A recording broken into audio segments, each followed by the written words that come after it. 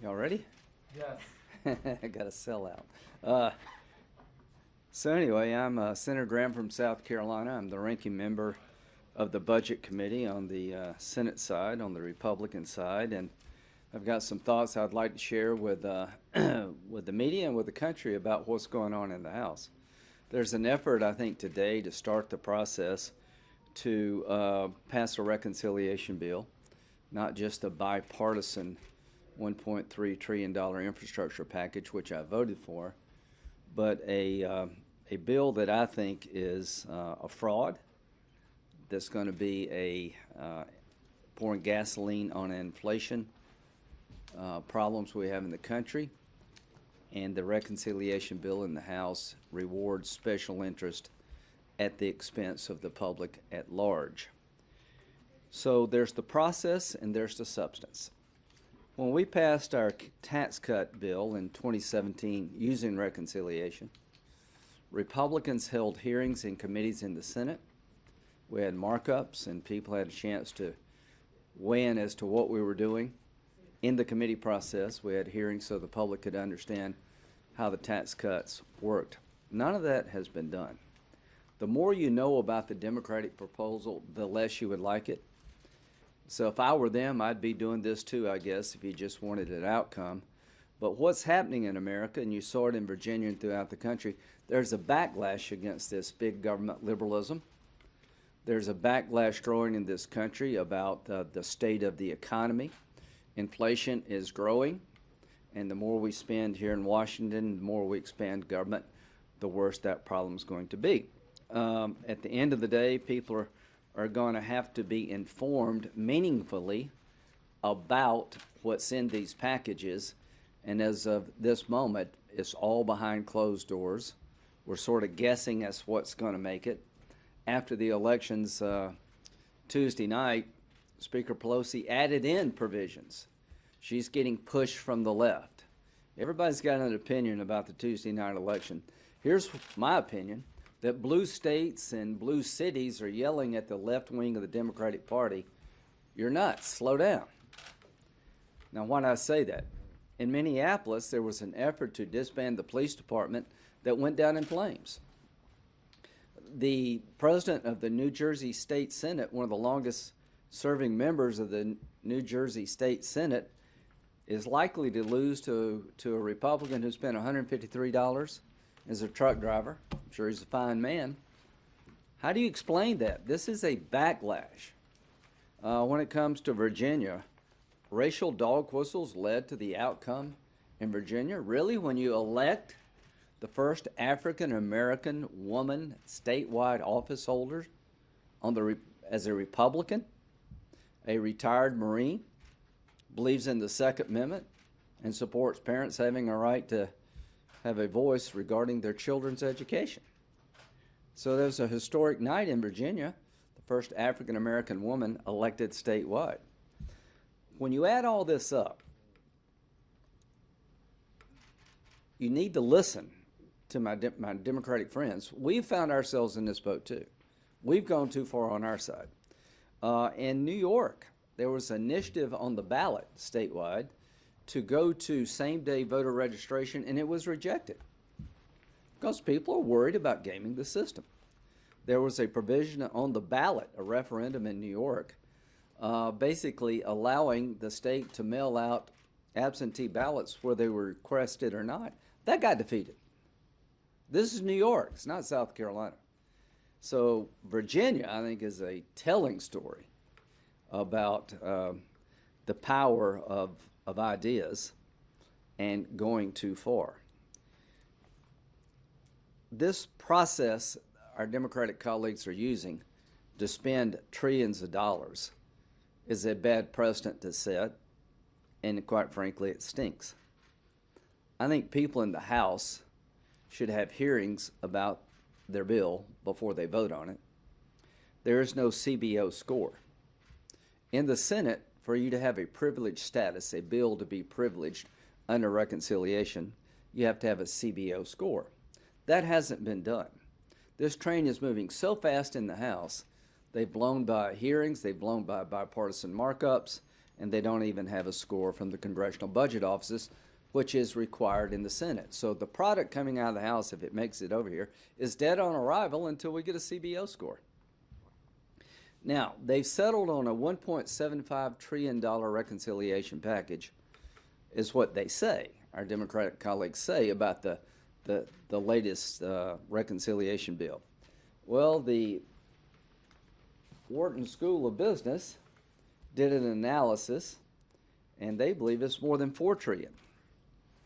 Now, the Wharton School of Business, I don't think is a bastion of right-wing politics. They went through the $1.75 trillion bill and found out it's really more like $4 trillion because there's so many games and gimmicks in the bill. And this is why you need to have hearings. So I'm the ranking member of the Budget Committee, and I promise you I will invite these folks from Wharton to come in and explain their analysis to us. Whether or not Senator Sanders allows me to do that as part of the committee, I will do it as a side event. But I want the public to understand that the bill being sold to you as $1.75 trillion is in essence closer to 4 in my view. A lot of the programs are shortened, knowing that they will never go away. There are a lot of games and gimmicks, and so it's actually over double what they say it is. What does that mean to you? That means more debt for you and your children, and that means more inflation at a time we don't need anymore.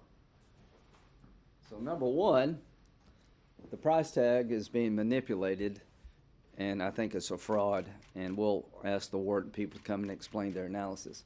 There's some provisions in this bill that are just mind-blowing to me. I believe climate change is real. I think electric vehicles will help solve the problem over time. There are tax credits in the tax code today to incentivize people to buy electric cars in the name of expediting lowering emissions in the transportation sector. Electric vehicles will certainly do that over time. Well, what's happened in the House bill? They've changed the electric car tax credit in the following way. The $7,500 tax credit is now available under current law to all these people who make cars, like 50 different types of cars made by companies all over the world. BMW makes cars in South Carolina, so does Volkswagen. They have plans to electrify their fleet. The tax credit is an incentive to do that. Well, what have they done in the House? They've changed the electric vehicle tax credit so that if you're not a union company, if you don't have a union workforce, you lose the bulk of the tax credit. So we go from 50 vehicles eligible for the $7,500 to two Chevy cars. And why do they get the tax credit? Because the plants they make these cars are unionized. If you truly cared about the environment, why would you take all these companies out of the game and reduce the amount of electric vehicles that could come from a variety of sources down to 2? To me, this is pretty offensive. You know, unions have the right to organize, and that's part of America. But the House Democrats are saying openly that the tax credit for electric vehicles under their construct, the $4,500, the big part of it, will only be eligible for companies that hire union workers. That is bad for the environment and is bad for business, and I don't think it's legal. So BMW and Volkswagen came to South Carolina to assemble and make cars, and they will be denied this tax credit if they produce an electric vehicle because of the nature of their workforce. This is offensive politics, it's bad economics, and it's bad for the environment. And if this bill ever gets over here, we're going to address this.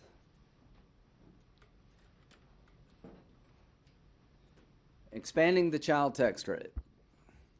There's no Social Security number required to be eligible for the child tax credit. What does that mean? That means people can get the child tax credit and not citizens. All you need is a tax ID number, and there's no proof of citizenship required.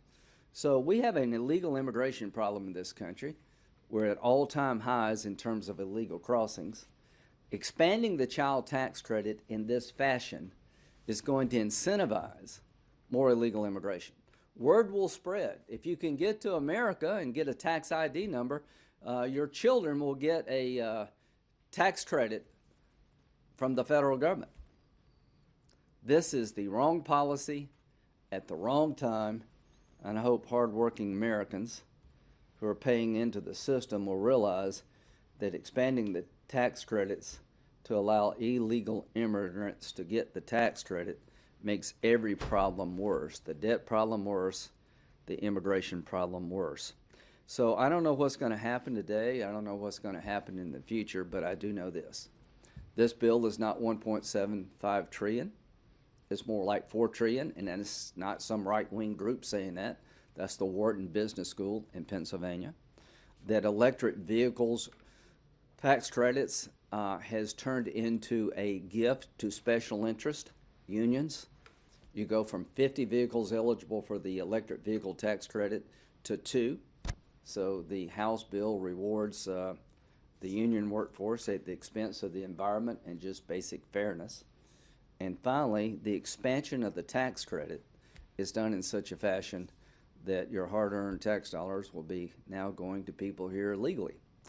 I just think there's so many other things I could talk about, but these 3 really jump out at me, and I'll do everything in my power, if it ever gets to the Senate, to make sure CBO score is achieved, that we have some transparency we don't have today, and that we'll change some of these provisions and try to kill this thing before it starts. It's not like I can't work with Democrats on infrastructure. I did.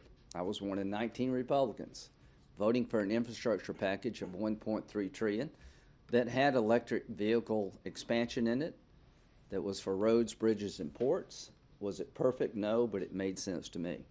What's coming on top of that is not 1.75 trillion. It's at least double that in terms of actual cost over time, and it's riddled with special interest provisions that I think should be offensive to the American people. And what happened Tuesday is going to continue to grow in terms of political momentum if they shove these bills down our throat. And right now, the Democratic Party is shoving a massive expansion of government down the throat of the Republican Party, down the throat of the American people, and I will do everything I can to stop this. With that, we'll take questions from you. Speaking of budget gimmicks, Uh-huh. the Build Back Better bill has a lot of stuff that materially benefits parents, like child care, universal pre-K, and the child tax credit, but it's temporary to save budget headroom. And the child tax credit will expire, if they pass this bill, Mhm. it will expire at the end of next year. And where would you be, where will the Republican Party be on whether that should expire or if it should continue to stay without the Social Security change that they're trying to make? This is why you'd want to have a markup in a hearing to find out exactly what would happen to the child tax credit if it expired. And here's my caution right now. The economy has an inflationary problem. This makes it worse. The more you expand government, the more money you put in the system, the more inflation you're going to have. Now's not the time to do these policies. In terms of expanding the child tax credit, I require a Social Security number as a minimum. But all these programs that are designed to grow the government and give people free stuff come with a cost.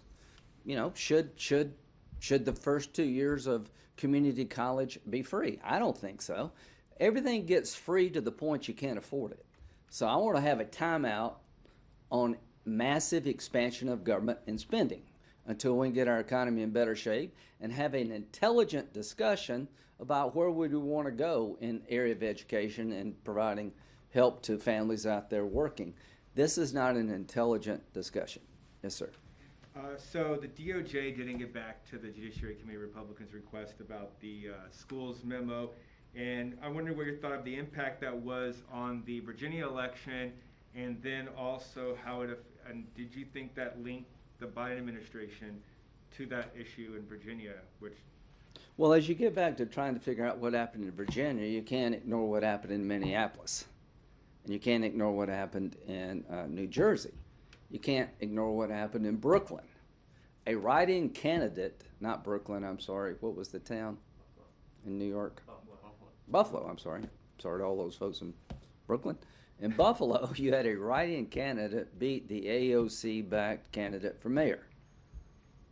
So school involvement by parents was a hot-button issue. The statement by McAuliffe about, parents should sort of be shut out, I think had a big effect. But it's not just about the school issue. It's about too much going in the wrong direction, that we want to reform the police, but no, we don't want to do away with the Minneapolis Police Department. We don't want Buffalo to be in the hands of an avowed socialist. We don't want same-day registration in New York because it's subject to fraud. So I would say that the discussion around education was a big part of the debate in Virginia. The memo that led Garland to make the announcement that he'd send the FBI into school boards blew up in their face. I believe in law and order. If you act out inappropriately at the school board, you can be dealt with. I don't think that's the job for the FBI. The fact that they won't give us this information, here's what I think is going to happen. Democrats need to fear parents more than they do teachers' unions. Right now, politically, they're in the hands of the teacher unions. That's how this memo came about. It was a result of people on the left pushing the Department of Justice to silence parents who are pissed off. A man was arrested because of the way he behaved at a school board meeting because his daughter was raped in a bathroom. I'm not making this up. The judge who heard the case said it happened. So I think that's what happened. I think that the Democratic Party is being pushed by the teachers' unions to the point that people who have kids in school have had enough of it. They're tired of the concept of their child being blamed for something they didn't do, called critical race theory. And you're going to see more of this, not less of this. So we'll see if they comply with the request. If they don't, this issue stays alive and well. Senator Graham, speaking of Virginia and parents, it seems like there's a real sharp contrast forming where Republicans are talking about making sure parents are happy with schools, and Democrats are talking about materially benefiting parents with direct cash payments, child care, and expanding access to pre-kindergarten. Can you just talk a little bit more about why you think the Republican idea would prevail? Well, here's what I think. I think parents who have kids in school right now would like to have more say, not less, about what happens in their school. I think there's some policies being pushed out there that have resulted, the bathroom assault in the school in Virginia was unnerving in a couple of ways. It's pushing a policy that I think needs to stop being pushed, and we need to slow down and evaluate how you do some of this stuff. And the main thing is they were lied to. Now, should kindergarten be a federal right? Should college be a federal right? No. I want to help people, but the federal government is on a march here to take over everything. And I think people are saying, whoa, time out. I know you want to help me. The best way you can help me is let me make more decisions, not less. Let me have control over my children, or at least a say about my children's education, and let me go out and get a job and quit driving up the cost of doing business, because as you give people more money, it's being eaten up by inflation. And why do we have an inflationary spiral in this country? Gas prices are up, food prices up, housing prices are up, and the more you expand government, the worse that problem gets. So I am for a timeout on all this big government stuff. Yes, sir. Question on elections and voting, since you mentioned that at the beginning. Given the fact that Glenn Youngkin was able to prevail by, I think about 2 points in Virginia, which is a state that has a lot of Democratic enacted, more liberal voting measures in place, such as, automatic voter registration. They got rid of photo ID earlier this year. Do you not think that sort of disproves the case that a lot of Republicans make, that these sorts of election measures are partisan and just supposed to favor Democrats? I don't pretend to be an expert on Virginia voting law. I can say it was a free and fair election in Virginia. And Virginia set up a system. It seems to be working, and I'd rather Virginia do that. the John Lewis bill. John Lewis was a great man, but what we're talking about here is that the Supreme Court ruled that I think Section 4 of the Civil Rights Bill, pre-clearance of certain southern states, the formula was outdated. In South Carolina and throughout the country, we had the highest voter participation in the last election in my lifetime. So this is about a power grab. These federal bills are about a power grab. And maybe the Virginia model is something people want to look at. I think we ran a good election in South Carolina, and we do have voter ID requirements. So I want to make it easy to vote and hard to cheat. Thank you very much. One last question. I was wondering, so President Biden yesterday ruled out the $450,000 payments to illegal immigrants. Will you and your Judiciary Committee Republican colleagues try to look into where this idea came from? It seemed like the president was taken off guard by it. Well, I think it came from the Washington Post, maybe, or some media organization said that they were discussing a program within the Department of Justice and other agencies to compensate people due to family separations as a result of coming into the country legally. President Biden said that was garbage. Now, they went about 10 days and never denied the report until after Virginia. So I don't believe that. I don't believe that it was garbage. I don't think this reporting was made up. I think what happened is that they got soundly beaten in Virginia and they're changing their tune. But we'll never know until we find out what is actually being planned. Were there discussions about paying for family separation due to illegal crossings in this country? I think the Attorney General needs to come clean with us about whether or not that was a serious proposal, and was President Biden being honest with us when he said it was all garbage.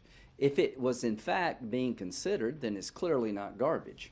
That's one of two things. He's misleading us, or he just didn't know. He may be right. Maybe it was all garbage. Maybe it was bad reporting.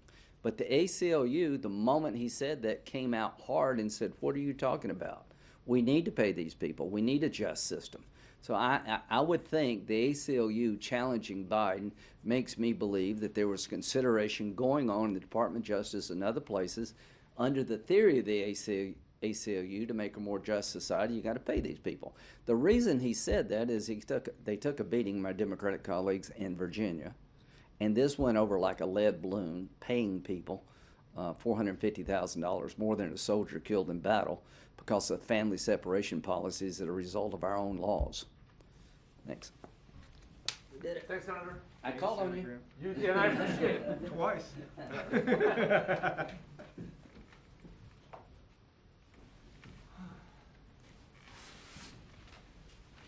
usually reticent to call on you, or No, it was just that I was walking in with him.